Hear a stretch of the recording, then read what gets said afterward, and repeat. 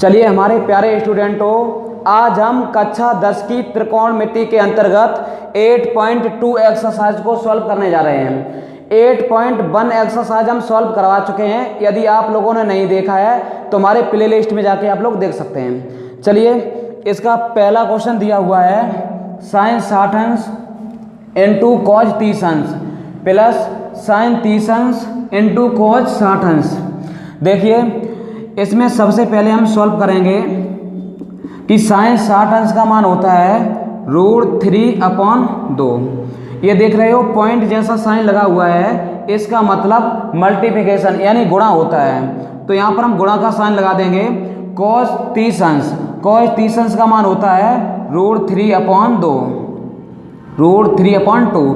Plus का sign, तो plus का साइन लगा देंगे। sin 30 अंश लिखा हुआ है तो sin 30 अंश का मान होता है 1/2 या 1/2। पॉइंट जैसा साइन लगा हुआ है, इसका मतलब गुणा होता है, तो यहाँ गुणा का चिन्ह लगा देंगे। cos 60 अंश का मान होता है 1/2। चलिए इसे आगे बढ़ाते हैं। तो ये मल्टीप्लिकेशन बन रहा है। मल्टीप्लिकेशन वाली फ्रैक्शन में यानी गुणा वाली भिन्न में नीचे का नीचे गुणा होता है, ऊपर का ऊपर। तो √3 का √3 में गुणा होगा तो 3 आ जाएगा, और 2 का 2 में मल्टीप्लिकेशन होगा तो 4 हो जाएगा। जिस प्रकार से √4 का गुणा यदि √4 में किया जाए तो 4 निकलेगा, उसी तरह से √3 का यदि √3 में गुणा किया जाए तो 3 हो जाएगा। चलिए, ये प्लस का साइन लगा हुआ, प्लस लगा लिया। 1 का 1 में मल्टीप्लिकेशन करेंगे 1 आएगा, 2 का 2 में मल्टीप्लिकेशन करेंगे 4 आएगा। यदि भिन्न के हर समान हैं यानी हर इक्वल हैं तो एक बार लिखा जाएगा और इनको जोड़ लिया जाएगा। तो 1 + 3 + 1, तो 3 + 1 4 हो जाते हैं अपॉन 4। 4 से 4 कट जाएगा तो इसका आंसर 1 आएगा। चलिए नेक्स्ट क्वेश्चन को हम लोग देख लेते हैं। चलिए नेक्स्ट क्वेश्चन देखते हैं।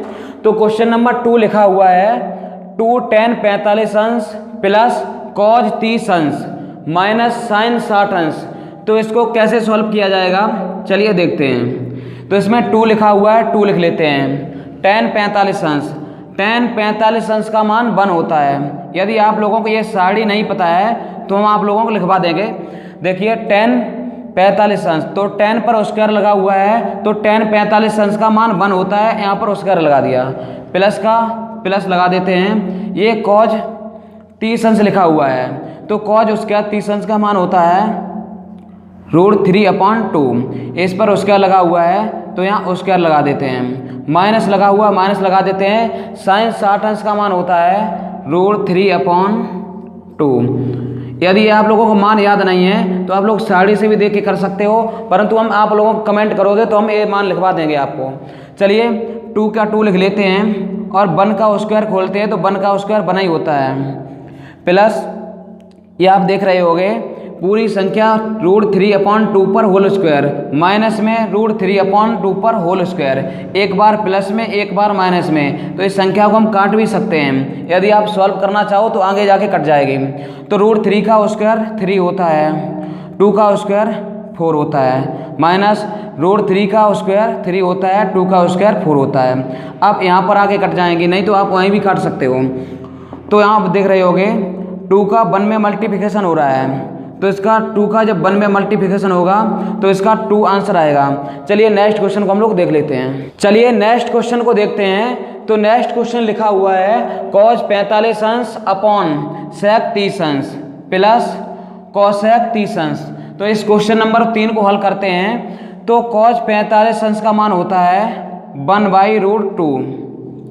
इसके अपॉन में sec 30 अंश लिखा हुआ है, तो sec 30 अंश है 2/√3 प्लस, तो प्लस लगा देंगे। cosec 30 अंश का मान 2 होता है। चलिए इसे सॉल्व करते हैं। तो प्रत्येक संख्या के हर में 1 छिपा होता है, तो इसमें भी हम 1 अपनी ही इच्छा से लगा देंगे।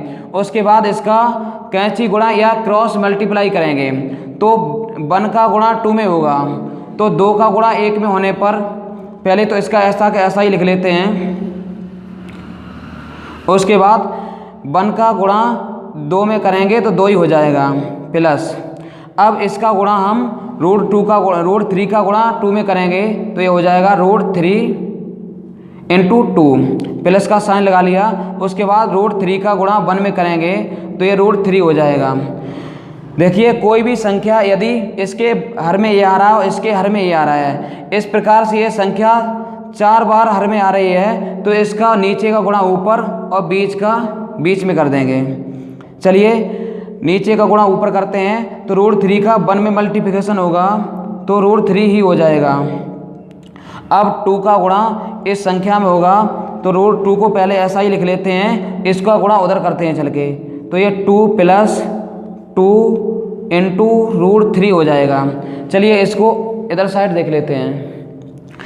रूट 3 लिखा हुआ है, रूट 3 लिख देते हैं, उसके बाद इसमें से 2 कॉमन निकाल लेते हैं। 2 कॉमन मिल रहा है तो हम 2 कॉमन निकाल लेते हैं और रूट 200 पहले से लिखा हुआ है तो इधर से 2 कॉमन बाहर निकालने पर इधर 1 बचेगा, प्लस इधर से 2 कॉमन आने पर अंदर रूट 3 बचेगा। चलिए आगे से बढ़ाते हैं।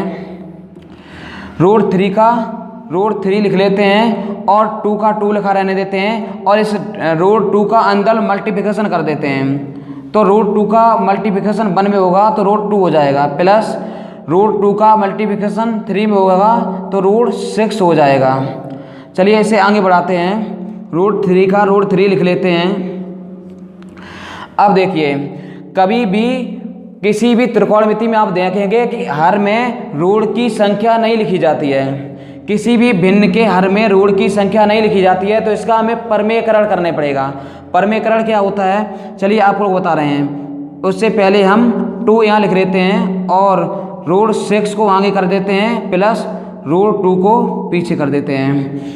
अब इसमें करते हैं हम परमेयकरण। परमेयकरण क्या होता है, जो संख्या लिखी हुई है इसी सेम संख्या को ऊपर भी लिख लेंगे और इसी संख्या को इस तरह से लिखने के बाद नीचे भी लिख लेंगे तो रूट 6 और माइनस रूट 2। देखिए यहाँ पर प्लस लगा हुआ है तो इसका साइन बदल देंगे, माइनस लगा लेंगे। बाई चांस यहाँ माइनस लगा होता तो ये प्लस में आ जाता, यहाँ प्लस था इसलिए माइनस में आया, यानी कि चिन्ह बदल के लिखेंगे।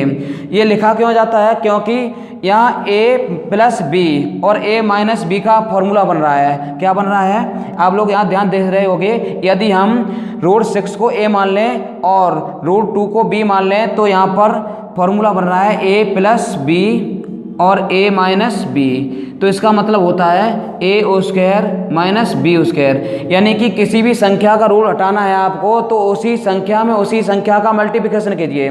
तो 6 का स्क्वायर हो रहा है, रूट 2 का भी स्क्वायर हो जाएगा तो ये हट जाएगा। चलिए आगे बढ़ाते हैं।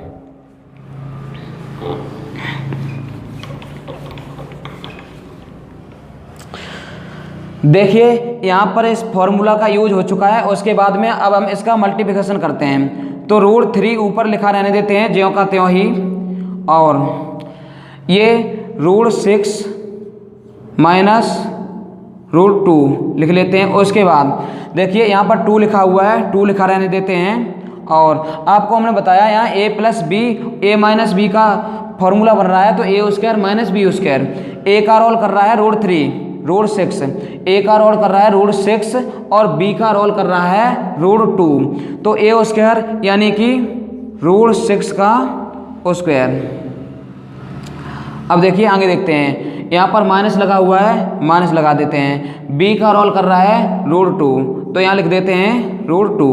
अब b का स्क्वायर तो रूट 2 का स्क्वायर, कोष्टक में बंद कर देते हैं। अब इसको वैसा ही उतार लेते हैं एक बार, रूट 3 रूट 6 प्लस रूट 2। अब देखिए ये 2 का 2 लिखा रहने देते हैं, रूट 6 लिखा हुआ है तो स्क्वायर से रूट खत्म हो जाता है, स्क्वायर से रूट खत्म, तो यहाँ 2 का 2 लिखा रहने देते हैं और यहाँ बचा 6, इधर साइड बचेगा 2। अब इसको आगे बढ़ाते हैं। Root 3 root 6 minus root 2। देखिए ये 2 का 2 ही लिखा रहने देते हैं, 6 में से 2 लेस होगा यानी 2 घटेगा तो यहाँ पर 4 बचेगा। अब चलिए इसको थोड़ा और आगे बढ़ा लेते हैं।